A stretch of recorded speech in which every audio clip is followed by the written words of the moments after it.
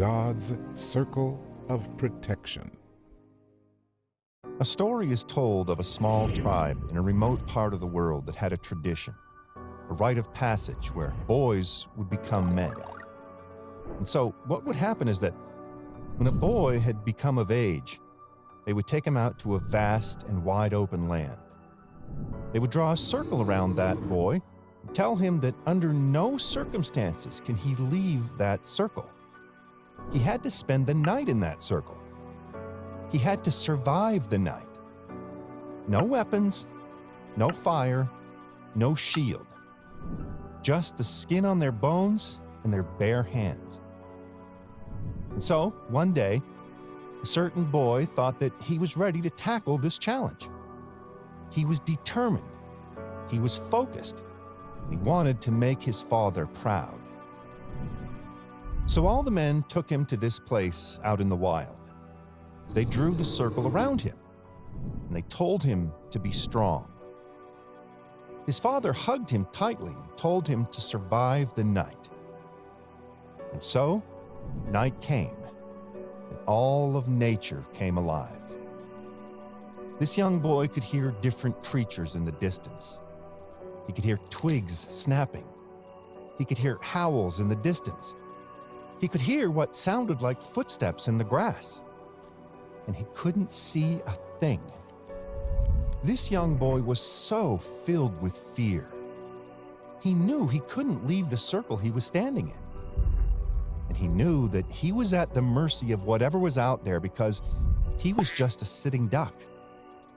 Filled with intense fear, this boy would turn and jump whenever he thought he heard something close by. A few hours passed, and he was exhausted. This heightened level of fear had drained all of his energy. His body was so stiff and tense, anticipating something to come, and that something never came. Eventually, he fell asleep exhausted. Then, when he felt the warm sun on his face, he woke up and jumped up thinking, "How could I have fallen asleep?" As he looked around, he saw his father. You see, all night long, his father had been watching over him. The other men in the tribe had formed a perimeter around the young boy. So all night long, he was protected. He could hear movement in the distance, but he was protected. He could hear the sounds of wild animals, but he was protected. Now, what if I tell you that a lot of us are like this young boy? We are in God's circle of protection. But all too often, we are shaken and we are terrified of what's going on around us. And we forget that as children of God, we are protected. All too often, we are absolutely terrified at the sounds and whispers we hear. This has happened in one part of the world. A disaster is predicted to happen in this part of the world. War has broken out in that part of the world. We hear all these things and we begin to live in fear, forgetting that as children of God, we are protected.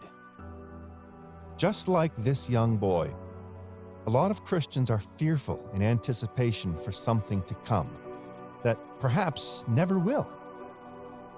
So hear me clearly. You may feel like you're vulnerable, but you're not. You may feel like you're defenseless. You're not. You are divinely protected. The Bible says, 1,000 may fall at your side, 10,000 at your right hand, but it will not come near you. This means that chaos may surround you, but it will not affect you.